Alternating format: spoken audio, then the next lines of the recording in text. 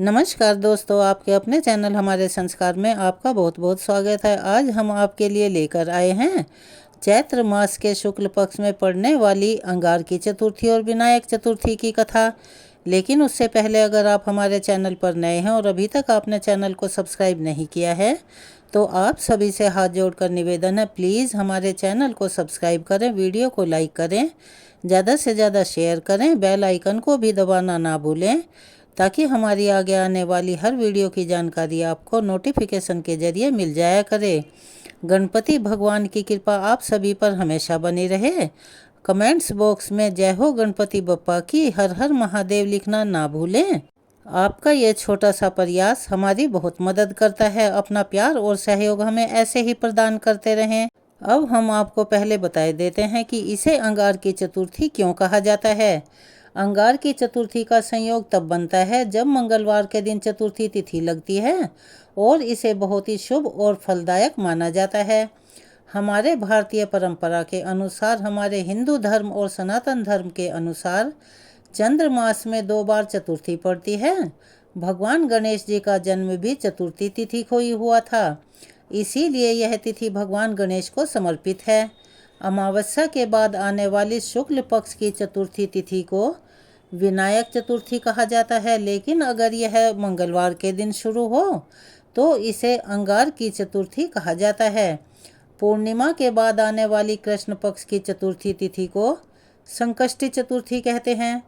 अंगार की चतुर्थी को विधिवत रूप से भगवान गणेश की पूजा की जाती है, क्योंकि सभी चतुर्थियाँ भगवान गणेश जी को ही समर्पित होती हैं और ऐसा माना जाता है और हमारे वेद शास्त्रों में वर्णित है कि अंगार की चतुर्थी पर व्रत करने से साल भर की चतुर्थियों का फल प्राप्त होता है और सभी मनोकामनाओं की पूर्ति होती है।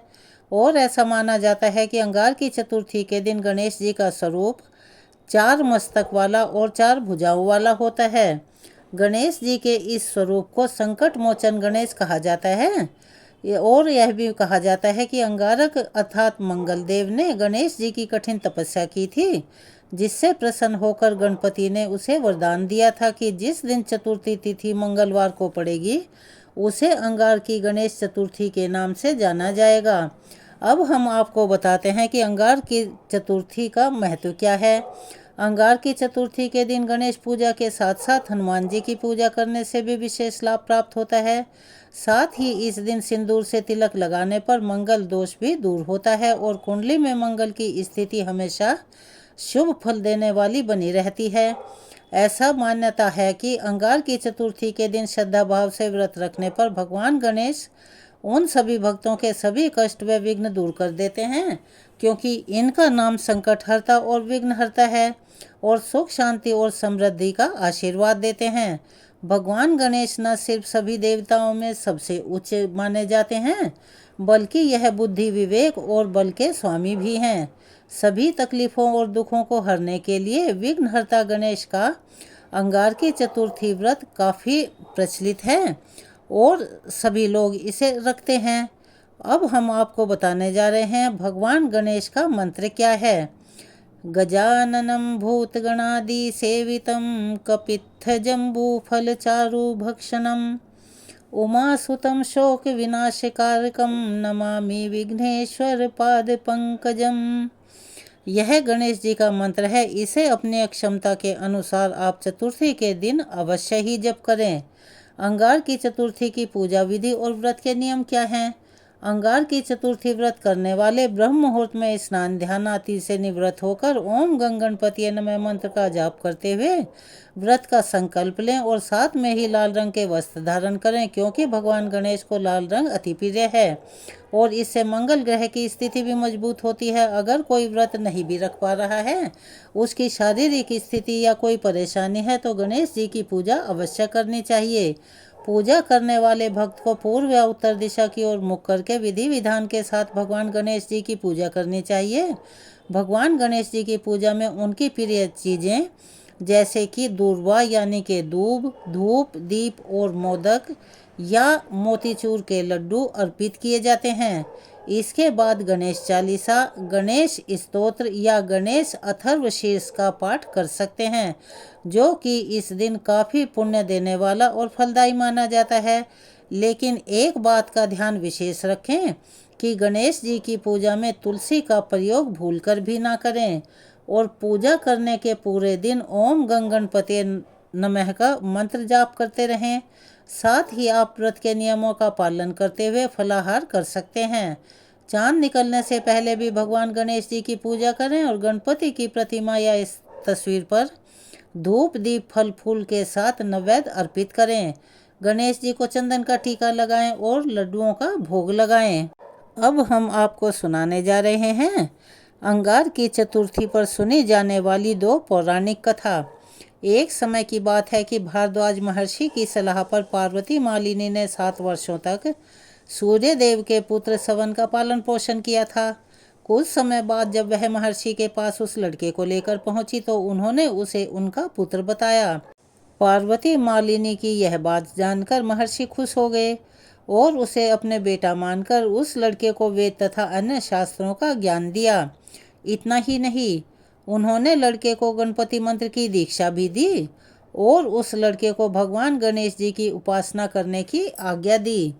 उस लड़के ने गंगा के किनारे जाकर भगवान गणेश जी का ध्यान किया और वहीं पर वह तपस्या करने बैठ गया और करीब 1000 वर्षों तक उस लड़के ने बिना भोजन पानी के भगवान गणेश जी के मंत्र का जाप करता रहा। तब उसके बाद चतुर्थी को जब चंद्रमा उगा तब भगवान गणेश ने अपने 8 हाथ वाले रूप में कई अस्त्रों से सजे हुए और हजारों सूर्यों से ज़्यादा चमकते हुए उस लड़के को दर्शन दिए। इसके बाद गणेश जी ने उसकी भक्ति से प्रसन्न होकर उसे वरदान मांगने को कहा। सवन ने गणेश जी से वरदान मांगा कि उनकी मां पार्वती मालिनी और उनके पिता उनका जीवन, दृष्टि, वाणी और जन्म सफल हो। साथ ही साथ उसने यह भी मांगा कि उन्हें स्वर्ग में देवताओं के साथ बैठकर अमृत पीने की अनुमति मिल जाए और उनका नाम मंगल के रूप में प्रसिद्ध हो, जो सभी तीनों लोकों में शुभता का प्रतीक हो। भगवान गणेश ने उसके कहे अनुसार उसे मनोवांछित वर प्रदान किया। साथ ही उसे अंगारक नाम भी दिया और यह घोषणा की कि यह चतुर्थी अंगार की चतुर्थी के नाम से जानी जाएगी और जो कोई भी भक्त इस दिन व्रत रखेगा और विधि विधान से पूजा करेगा वह अपने प्रयासों में 1 वर्ष तक सफलता प्राप्त करेगा। इसके बाद मंगल नाम से प्रसिद्ध सवन ने भगवान गणेश की 10 हाथ वाली मूर्ति का एक मंदिर बनवाया, जिसे उन्होंने मंगल मूर्ति नाम दिया। ऐसी मान्यता है कि जो भी व्यक्ति भगवान गणेश के इस स्वरूप की पूजा करता है उसकी सभी इच्छाएं पूर्ण होती हैं। सवन ने भी अंगार की चतुर्थी का व्रत रखा और इसके परिणाम स्वरूप स्वर्ग और अनंत आनंद प्राप्त किया।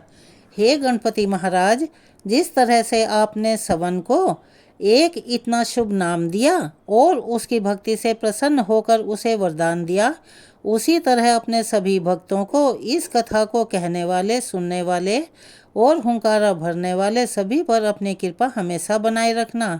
अब हम आपको सुनाने जा रहे हैं दूसरी पौराणिक कथा। एक समय की बात है, एक गांव में 2 भाई बहन रहा करते थे। उनमें बहन का हमेशा से यह अटल नियम था कि वह अपने भाई का चेहरा देखकर ही खाना खाती थी। वह हर दिन सुबह उठती, जल्दी जल्दी अपना काम निपटाती और फिर अपने भाई का मुंह देखने के लिए उसके घर यानी कि अपने मायके में जाया करती थी। एक दिन रास्ते में एक पीपल के नीचे गणेश जी की मूर्ति रखी हुई थी। उसने भगवान के सामने हाथ जोड़कर प्रार्थना की कि हे गणपति भगवान, मेरे जैसा अच्छा सुहाग यानी ससुराल और मेरे जैसा अच्छा पीहर यानी मेरा भाई सबको दीजिए। यह कहकर वह आगे बढ़ गई। जंगल की झाड़ियों के कांटे उसके पैरों में चुभते रहते थे। एक दिन वह अपने भाई के घर पहुंची और भाई का मुंह देखकर वहां बैठ गई। तो उसकी भाभी, जो उसे बहुत प्यार करती थी, उससे पूछा, भाई साहब, ये आपके पैरों में क्या हो गया? यह सुनकर उसने अपनी भाभी को बड़े विनम्रता से जवाब दिया कि रास्ते में जंगल की झाड़ियों से गिरे हुए कांटे पाँव में चुभ जाते हैं। जब वह वापस अपने घर आने लगी तब उसकी भाभी ने अपने पति यानी कि उसके भाई से कहा कि आप उस रास्ते को साफ करवा दीजिए। आपकी बहन जब आपसे मिलने आती है यानी कि आपके दर्शन करने आती है तो उसके पाँव में बहुत सारे कांटे चुभे हुए होते हैं और खून निकलता रहता है। भाई ने तभी के तभी कुल्हाड़ी उठाई और उस कुल्हाड़ी को लेकर सारी झाड़ियों को काटकर रास्ता साफ कर दिया, जिससे इस सफाई के चक्कर में गणेश जी का वह स्थान भी वहाँ से हट गया। उसने ध्यान ही नहीं दिया। यह देखकर भगवान क्रोधित हो गए और उन्होंने उसके भाई के प्राण ले लिए। जब गांव के लोग अंतिम संस्कार के लिए उसके भाई को ले जा रहे थे, तब उसकी भाभी ने रोते हुए उन लोगों से प्रार्थना की कि भाई थोड़ी देर रुक जाओ, उनकी बहन आने वाली है और वह अपने भाई का मुंह देखे बिना नहीं रह सकती, उसका यह अटल नियम है। तब लोगों ने कहा कि आज तो देख लेगी पर कल कैसे देखेगी। हर दिन की तरह बहन अपने भाई का मुंह देखने के लिए जंगल में निकली। जब जंगल में उसने देखा कि सारा रास्ता तो साफ किया हुआ है, जब वह आगे बढ़ी तो उसने देखा कि भगवान गणेश जी को भी वहां से हटा दिया गया है। तब उसने भाई के पास जाने से पहले गणेश जी को एक अच्छे स्थान पर रखकर फिर उन्हें एक स्थान दिया और हाथ जोड़कर बोली, भगवान मेरे जैसा अच्छा सुहाग और मेरे जैसा अच्छा पीहर सबको देना। और यह बोलकर वह अपने नित्य नियम के अनुसार आगे बढ़ गई। तब भगवान गणेश जी ने उसे आवाज़ लगाई और कहा कि बेटी, इस खेजड़ी की 7 पत्तियां लेकर जाओ और उसे कच्चे दूध में घोलकर अपने भाई के ऊपर छींटे मार देना, वह फिर से जीवित हो जाएगा। यह सुनकर जब बहन पीछे मुड़ी तो उसने देखा कि वहाँ पर कोई नहीं था। फिर उसने सोचा कि ठीक है, जैसा मैंने सुना है वैसा ही कर लेती हूँ, इसमें मेरा क्या जाता है। वह 7 खेजड़ी की पत्तियां लेकर अपने भाई के घर पहुंची। वहां उसने देखा कि कई लोग बैठे हुए हैं और उसकी प्यारी भाभी बैठी हुई रो रही है और उसके भाई की लाश जमीन पर रखी है। तब उसने उन पत्तियों को बताए हुए नियम के जैसे गणेश जी ने बताया था अपने भाई के ऊपर इस्तेमाल कर दिया। उसका भाई फिर से जीवित हो गया। हे गणपति महाराज, जिस तरह से आपने उसकी बहन के भाई को जीवित किया और उसकी भाभी के सुहाग को अटल और अखंड किया, वैसे ही सभी भक्तनियों पर अपनी कृपा हमेशा बनाए रखना और सभी भक्तों की सभी समस्याओं और कष्टों का निवारण करना। जैसा कि हम अपने हर वीडियो में बताते हैं कि कोई भी व्रत रखने और कथा पढ़ने के बाद आरती करना अति आवश्यक होता है, वरना व्रत का पूर्ण फल नहीं मिलता और कथा भी अधूरी मानी जाती है। तो चलिए हम सब मिलकर करते हैं गणपति भगवान की आरती। जय गणेश जय गणेश जय गणेश देवा, माता जाकी पार्वती पिता महादेवा। एक दंत दयावंत 4 भुजाधारी, माथे सिंदूर सोहे मूसे की सवारी। 5 चढ़े फूल चढ़े और चढ़े मेवा, लड्डूअन का भोग लगे संत करें सेवा। जय गणेश जय गणेश जय गणेश देवा, माता जाकी पार्वती पिता महादेवा। अंधन को आँख देत कोढ़िन को काया, बांझिन को पुत्र देत निर्धन को माया। सूर श्याम शरण आए सफल कीजे सेवा, जय गणेश जय गणेश जय गणेश देवा। माता जाकी पार्वती पिता महादेवा। दीनन की लाज रखो शंभु सुतकारी, कामना को पूर्ण करो जाऊं बलिहारी। गणेश जी की आरती यहाँ संपूर्ण होती है। अगर आप हमारे चैनल पर नए हैं और अभी तक चैनल को सब्सक्राइब नहीं किया है तो प्लीज़ हमारे चैनल को सब्सक्राइब करें, वीडियो को लाइक करें, ज़्यादा से ज़्यादा शेयर करें ताकि इन कथाओं के श्रवण का लाभ और लोगों को भी मिल सके। बेल आइकन को दबाना ना भूलें। कमेंट्स बॉक्स में जय हो गणपति बप्पा की, हर हर महादेव लिखना ना भूलें। अपना प्यार और सहयोग हमें ऐसे ही प्रदान करते रहें। धन्यवाद।